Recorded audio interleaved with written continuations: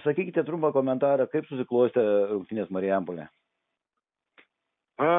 Nors ir laimėjom 3-1, bet varžybos tikrai buvo labai sunkios ir psichologiškai, bet labai džiaugiuosi visais vaikinais, kurie atvyko ir kurie kovojo, nes tikrai vaikinai atidavė visą širdį ir mes tikrai buvom verti šitos pergalės, aš manau.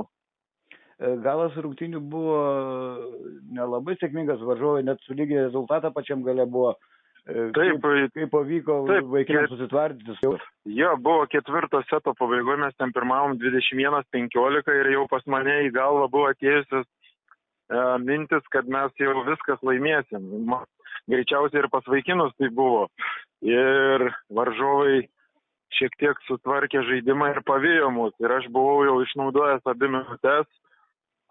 Ir tada buvo 23-23 sulygino varžovai ir aš padariau vieną keitimą, nepadėjo, bet antrą padariau ir šiek tiek varžovai nusimušė ir tada nepadavė Lukas Gudas. Ir mes laimėjom, bet aš kaip ir minėjau, aš šiandien esu pats laimingiausias žmogus pasaulyje. Teko matyti transliaciją, buvo nemažai palaikymo iš Raseinių.